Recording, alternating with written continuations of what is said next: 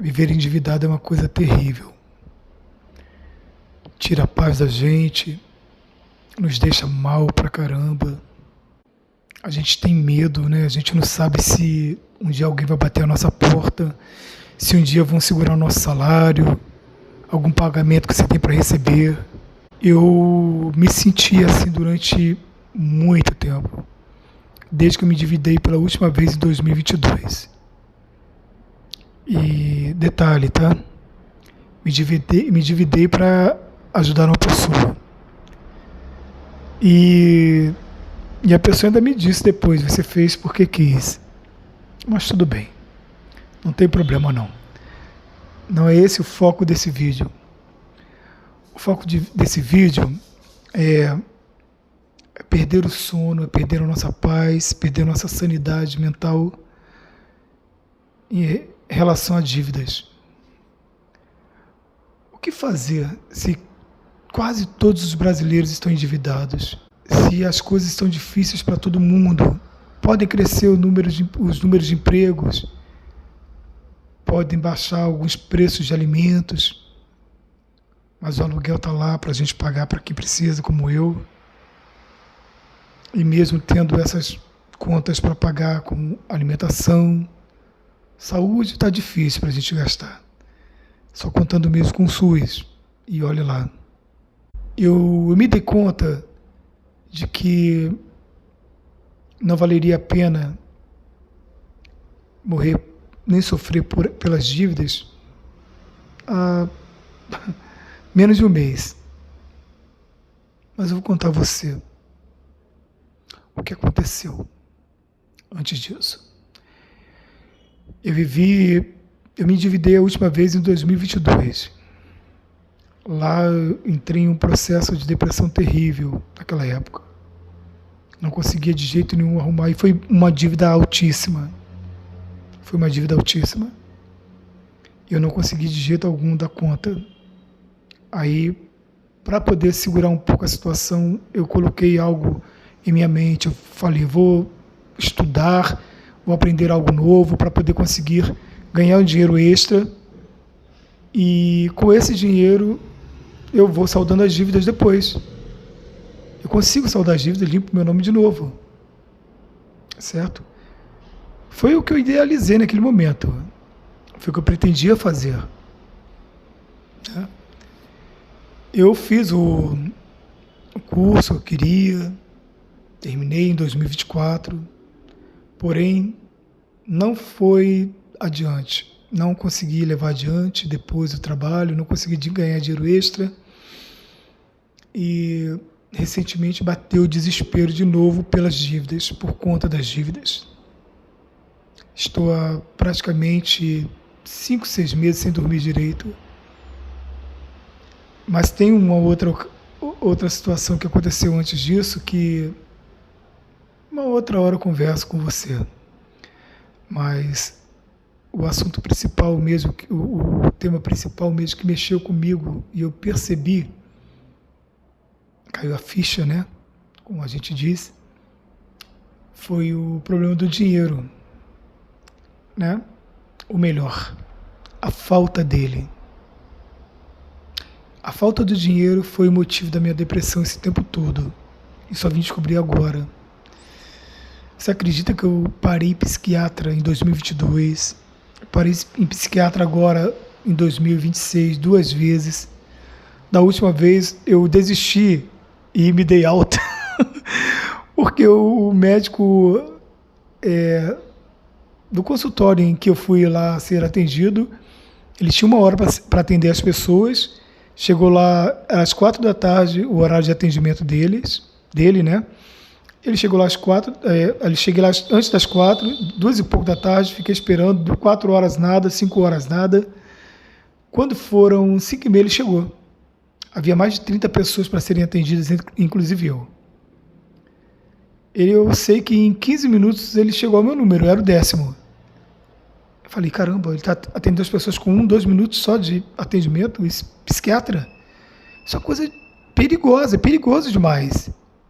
Isso mexe com a nossa cabeça, isso é perigoso demais. Aí chegou a minha vez, eu era o 10º, como eu falei. Cheguei lá, o cara me atendeu, não olhou para minha cara. Eu comecei a contar a história, pensei que fosse contar minha história para ele, né? Porque já havia passado por uma outra recentemente, um mês e pouco atrás, cuja a consulta foi R$ 290 e a consulta desse outro foi 40 ou 42. Um plano baratinho, né? Que o pessoal paga aí desse cartão de todos. E quando eu cheguei lá, o cara me atendeu em 2 minutos, mas ele não olhou para minha cara quase. Eu fui contando a história para ele, de repente ele me sai com uma receita com 3 remédios. Um para eu dormir, que eu não estou dormindo, eu falei para ele que eu não estava dormindo, e 2 outras que eu tinha que tomar combinados. Esses outros 2 remédios. Só que quando eu fui à farmácia, ninguém conseguia decifrar a letra do cara. Em vez de ele ter colocado no computador ou ter escrito legível, ninguém conseguia identificar a letra dele. Aí eu fui em várias farmácias, não comprei o remédio logo de cara, porque eu fiquei com medo. Só comprei o de dormir, que eles acertaram de cara. O restante, os outros 2, eles não conseguiram acertar, eu fiquei com medo. Até que alguém conseguiu acertar em 2 farmácias. Eu depois entrei em contato com esse lugar, pedi que eles me dessem o telefone do médico, não deram, aliás. Eu pedi que entrassem em contato com o médico, falassem com ele e falassem que não podiam combinar aqueles 2 elementos depois que ele me confirmou que eram aqueles dois remédios. Eu desisti. Foi ali que eu desisti. Eu vi que meu problema não era depressão de cabeça, nada de problema de cabeça, depressão minha depressão foi abandono, foi que depois outra hora eu falo sobre isso com você, mas foi mesmo que falta de dinheiro, dívida, aluguel, ter que ajudar outras pessoas, porque eu ajudo minha mãe, vira e mexe tem um amigo que precisa de uma coisa ou outra, eu tento me virar para poder ajudar. Eu sei, a gente tem que pensar um pouco na gente, né? Porque as pessoas só estão pensando em si próprias, não estão se preocupando comigo, com você. A gente é que pensa que sim, mas não estão não. Mas eu continuei, eu decidi, aliás, que não ia mais tomar o remédio, e dali em diante eu peguei e falei, não, o meu problema não é esse. Eu falei, Adailton, comecei a pôr na ponta do lápis, ali no papel, as minhas contas e o que eu estou recebendo hoje em dia. Eu estou com muita dívida, estou devendo muito, muito mesmo. Eu não vou ter condições de pagar de uma hora para outra, de jeito algum. Isso aí sempre me deixou mal. Eu nunca quis dever nada, nunca fui responsável, sempre mantive meu nome limpo, quanto pude, sempre mantive meu nome limpo. Mas dessa vez eu acabei fazendo essa besteira, querendo ajudar os outros. Mas tudo bem, a culpa é minha, a decisão foi minha. E eu decidi que não ia mais me preocupar com isso. Primeiro, minha saúde mental, eu tenho que viver minha vida, eu tenho que continuar, eu tenho animais para cuidar, que são meus filhos. Tem 7 animais, 4 cachorros, 3 gatos. Por acaso, caso algum deles lata ou mie, não fique chateado. É assim mesmo. Diante dessa situação, desse cenário que eu estou vivendo agora, me restou apenas deixar passar essa dívida, o tempo, para vencer o prazo, né? Pelo menos de ficarem me ligando direto, que são os 5 anos pelo menos que eles dizem, né? Então, já que foi em 2022 que eu contraí essa dívida, já estamos em 2026, 2027 no máximo, eu, pelo menos, essas dívidas caducam entre aspas, porque essa história de pararem de ligar é mentira, que eles continuam ligando, só que facilita para eu conseguir negociar com eles. E eu vou negociar no momento certo, quando puder, quando estiver dentro das minhas condições. Meu aluguel teve aumento agora esse mês, para o mês que vem. As contas são caras, são altas. Embora eu não more numa casa assim de rico, aqui onde eu moro, na zona norte do Rio de Janeiro, a casa está cara, um lugar perigoso pra caramba. Porém, a casa está cara, a casa é grande, quando era para mim, sozinho, era muito grande, mas eu tenho um monte de animais. Eu tinha 11 animais. Infelizmente, tive de me desfazer de 4, né? Infelizmente, mas Deus sabe o que faz. Eu acredito muito nele, não vou desistir nunca. Então, eu penso o seguinte, eu fiz a besteira, tomei o caminho que não deveria ter tomado, fiz as coisas que não deveria ter feito. Dever é muito ruim, você perder seus cartões. Eu tinha cartões, tinha vários cartões, de 13 mil. Para mim, que sou pobre, é muita coisa, claro. Tem gente aí que com certeza tem cartões sem, até sem limite, né? Podem gastar o que querem. Mas eu sou pobre, eu sou uma pessoa humilde. Mas eu tinha cartões de 13 mil, de 7 mil e pouco, de 9 mil e pouco. E hoje eu não tenho cartão de ninguém, eu não tenho cartão nenhum, eu tenho que contar com o cartão de um amigo meu. Eu uso esse cartão dele, que tem um limite bem baixo, ou então eu uso o cartão da minha mãe, que vive jogando na minha cara, quando eu vou pedir alguma coisa a ela. E, e só. Tenho tentado me contentar com o que eu ganho, com o que eu tenho, e tem que ser assim. A gente tem que se moldar. O que me deixa mais triste nessa história é que eu não ganho tão mal. Não sou rico, não ganho muito, mas eu também não ganho tão mal. Mas eu não sei administrar dinheiro. Eu estou tentando aprender agora, aos 53 anos, a administrar dinheiro. É vergonhoso? Não sei. Talvez outras pessoas que você conheça, ou até mesmo você pode também estar passando por isso. Mas eu não tive uma família que me ensinou a guardar dinheiro. Eu acho que esse processo se torna uma coisa natural para você quando você tem... Você vê isso aí dentro de casa. Você vê o reflexo dos seus pais. Os pais nunca foram de guardar nada, nunca foram de incentivar a gente a guardar nada. Eu e meus irmãos. Pelo contrário. Então, eu também não tive essa referência. Eu fico bobo quando vejo pessoas que, mesmo vindo de famílias assim, que não têm esse costume de guardar dinheiro, um ou outro acaba tendo essa mentalidade e consegue guardar algum. Eu acho isso super bacana, super legal.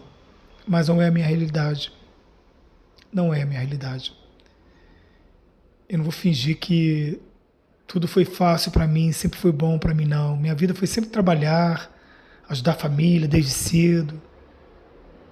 Aos 14 anos de idade eu trabalhava com meu pai, já trabalhava fora de casa, na verdade. Meu pai tinha uma situação boa até meus 9 anos de idade, depois ele perdeu tudo. Aí quando eu estava com 14 anos, tive que trabalhar para ajudar a família. E sempre pensar nos outros, nunca pensar em mim. Nunca tive incentivo da minha mãe para poder dizer assim para mim: Adailton, guarde um dinheiro, compre um terreno para você, compre algo para você. Não. O dinheiro era na mão da minha mãe. Ela, quando pensava em algo, era para ela. Se fosse para comprar, era para ela. Então eu não tive vontade, eu não tive mais vontade de fazer nada.